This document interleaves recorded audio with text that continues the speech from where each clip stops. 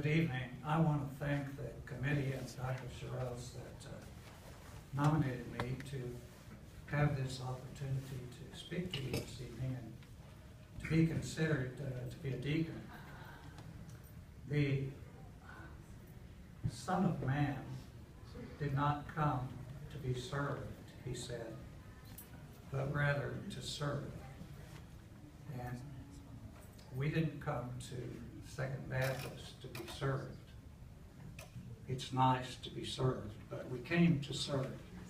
And I think this is an excellent opportunity for us to serve. The Apostle Paul wrote to Timothy, who was his son in the faith, and he said, I know of the faith that has lived in you from your mother and from your grandmother, and is now in you. And I'm confident that the same faith that he talked about is the faith that I found in my grandmother, my mother, my father, and now abides in me.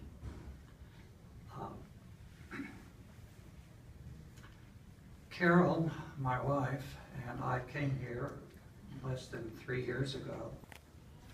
Our son and daughter-in-law, Jay and Laurie, are members here.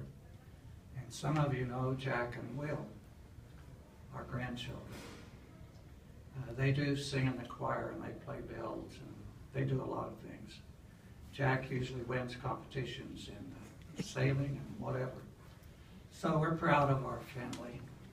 Our family in Chesapeake, our other son, our older son, lives there with his daughter, and their son just graduated from the University of West Virginia, and I might add in 4 years.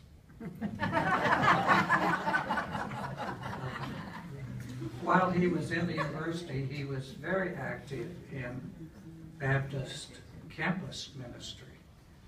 And in fact, for a little boy going that far away to school, I'd have to say that that ministry was a real savior for him. And so he did well, and we thank them for that. You deserve to know a little bit about me since I'm kind of new. I think I know everybody in this church but 1,900 people. I'm still working. So let me tell you, I was born in Salem, Missouri. And Salem sometimes gets confused with where Melchizedek was from. You know, Melchizedek, king of Salem. That was a different Salem. It's now called Jeru Salem, or some people say Jerusalem. I grew up in Springfield, but back to Salem. Sometimes when I make a talk, my lectures are referred to as Melchizedek lectures. Well, I used to think that was really important until I learned. They said, no, Melchizedek had no beginning and he had no end. Anyway, the first place I ever went outside of the little farmhouse where I was born was to church, and I was 2 weeks old. I don't remember that. I have to say, I don't remember the sermon, but I've always been told at 2 weeks I went to church. And my pattern of life was formed by thinking that one of the things you do in life is go to church. You go to college. Just a certain number of fundamentals that make a good pattern for life. And so I've observed that. I don't ever remember a time when my parents stayed home or went fishing when they could have been at church. And that's a powerful example to leave for children. I was baptized at the age of 12. Did I understand the Trinity at that point? Did I understand fully what grace is or eschatology or what Leviticus is all about?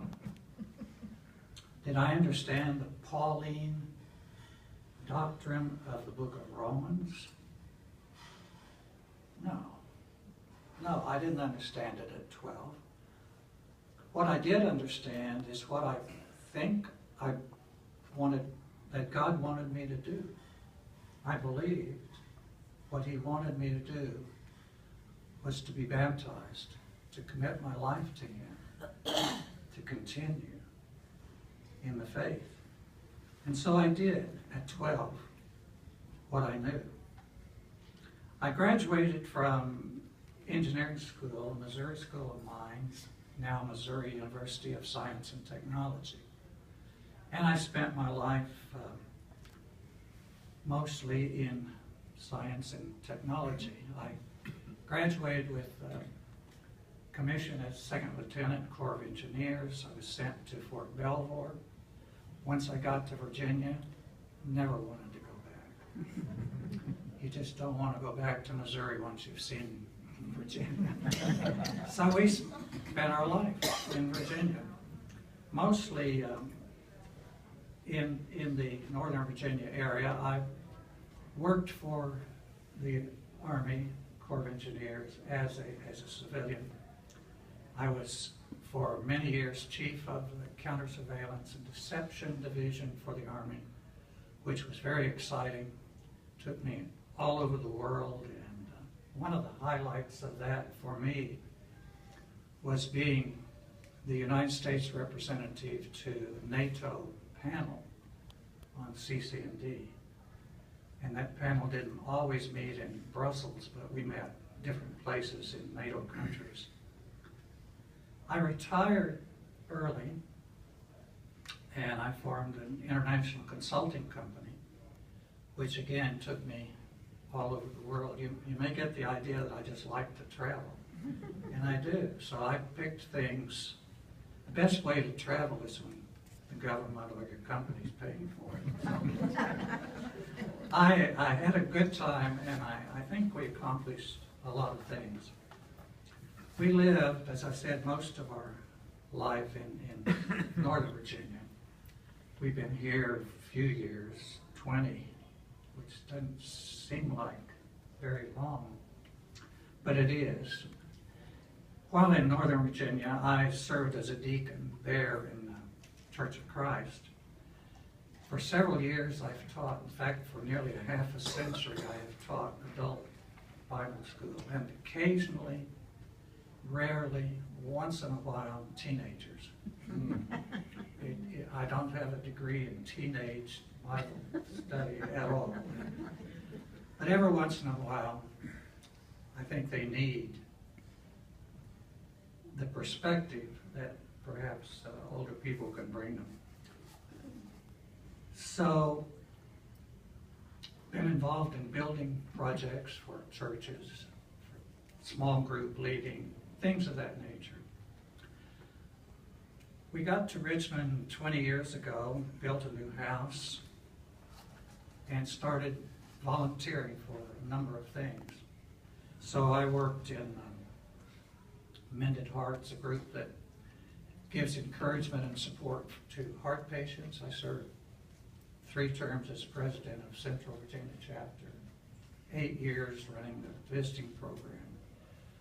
Habitat for Humanity, I was spokesman for them, raised money and things. And so we've spent a lot of time in various kinds of volunteer activity.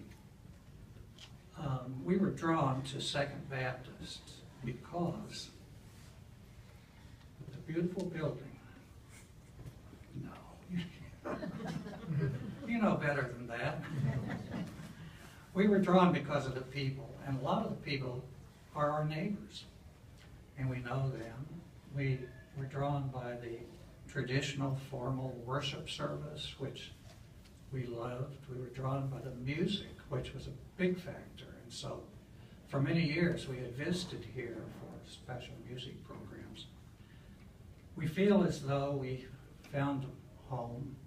We feel as though we've been accepted here. At this stage of my life, do I now comprehend the Trinity? Do I understand grace? Do I understand completely the apocalypse, the book of Romans, eschatology?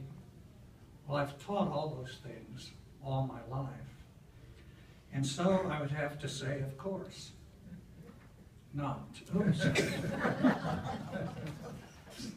I would have to say, of course not.